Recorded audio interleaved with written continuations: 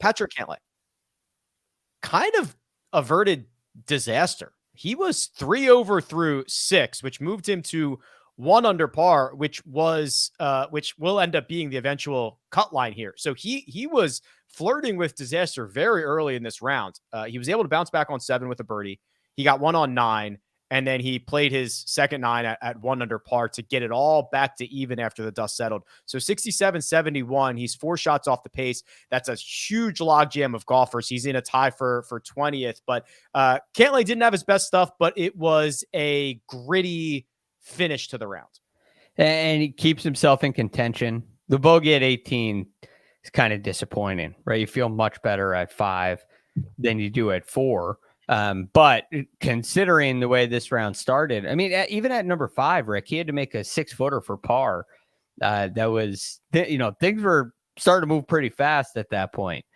Fortunate to bounce back with a birdie at 7 as well, and hit a really nice shot into 9. So there were a couple good swings there that kind of got him back into the round. But Patrick Cantlay is in position. But again, this was a round where he just saved it. It's a major championship type round. Is there anything that he did really well today? No, he didn't do anything well today except grind it out and put up a respectable score. This is a professional 71, if you will. So just a couple of good shots, able to take advantage when he did, get a couple of birdies on the card to make up for some of those mistakes. That's a professional beard he is sporting too. That's the best beard I've ever seen Patrick Cantlay have. Yeah, I noticed that. I don't know, maybe Joey LaCava took the razor away. Or maybe or maybe they're using like the beard lotion and getting it real nice and Oh, you think they're working on it? Yeah, I think you got to have a commitment to it. It's not just letting it That's grow. just not shaving. That's there's care going on there, you're saying. Yeah, I think there's care. It looks good. It looks great. I love it. Yeah. Rory McIlroy did not look great. Rory didn't have a good day. It was ugly. It was ugly all around. The weapon, the driver, let him down. He only lost 0.2 strokes off the tee, but that's very bad for Rory, and it was 100th in the field for the day. He lost nearly 2 strokes on approach. Rory had very, very little going, and he needed to make a 5-footer for par on 18 to make the cut. Spoiler alert, he did. He's going to be 7 shots off the pace. He's going to make the cut on the number, but that was not a Rory at Quail Hollow type of day. No, just like Patrick Cantlay there, he started making some mistakes. He wasn't really feeling it with the golf swings, the performance on the par 5s. You look at the bogey at number 7 again.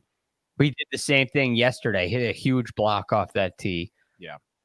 So he makes a bogey there, a bogey at 10, and had not even a good birdie opportunity at 15. So the failure to take advantage of those holes is a sign that things are a little bit off with the golf swing. I mean, of course, you can see it just watching with the eye test, but where Patrick Cantlay takes advantage of some of those scoring holes and is able to salvage 71, Rory's not, and he ends up kind of scrapping and clawing to make the cut.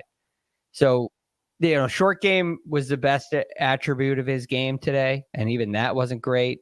He likes the short game here at Quail Hollow, but I will say this. Rory's first win on the PGA Tour, he made the cut on the number in this event, and he's only 7 back. So, that being said, everybody who made the cut it seems to be in the mix. And I think I don't think that you're going to see a 62 out of Rory, but he has probably a better ability than anybody else down this low on the leaderboard. He lost 2 shots to the field on Friday. He lost 3 shots alone on the par 5s. Yeah, that is a problem, right? Yeah, lost a shot and a quarter on. I'm doing mental math, but a shot and a quarter on 7, shot and a quarter on 8. That's 2.5, and he lost a half a stroke on 15. That's 3 strokes on 3 par 5s by Rory McIlroy. It's almost impossible. I bet you. It might be like the worst he's ever done. And it all comes from the driver.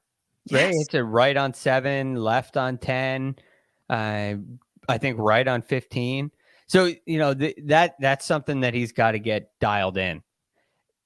And when Rory loses the weapon like that, all of a sudden these other areas like the wedge play things start to get frustrating. Yeah. And you can kind of see it in his posture. So look, Rory's in a weird place this week. I'm sure we'll talk about him more tomorrow, but this feels like opening day.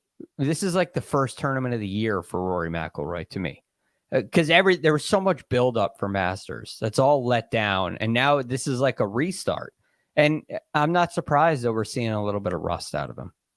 You mentioned the fact, and we'll get the odds board up here in a second. But before we do that, you mentioned the fact that everyone is within 7 shots. And we saw, like, what I love about Quail Hollow is it's pretty fair, right? I mean, if you hit good shots, you are rewarded. If you hit bad shots, you are punished. So we saw, 6 under 65s out there. And then we saw guys like, Colin Morikawa and Jordan Spieth, 2 of the best players in the world, shoot 2 over and 6 over. Jordan Spieth was 6 over 77. So there is a pretty wide range of scores, which makes me think that 7 back is not... It's not that far back. It's not that far back. And you said right on top of the show, this is the other thing. This is why this is a beautiful test. This is where somebody who just got in on the cut or is sitting at, maybe 300 par or something like that, they get a really early tee time. So they're only 7 back, but they're teeing off hours ahead of the leaders. And as this golf course firms up through the afternoon, I wouldn't be surprised at all if there are some pretty big flips. Some of the guys late playing in those difficult, not that the conditions get difficult because there's been just no wind and you still see this challenge. But all of a sudden you'll see guys with the ability to go shoot those 64s and 65s, really move up the leaderboard, and it can hold because it's a lot harder to score, a lot harder to get the ball close late in the afternoon. I'm definitely expecting that over the next couple of days. Yes, and looking at the weather, I thought a couple of days ago we were expecting rain overnight tonight. Let me just see if that is still... No, it actually looks pretty clean. So maybe a little Saturday into Sunday, but I think we're okay in terms of... Yeah, I think so too.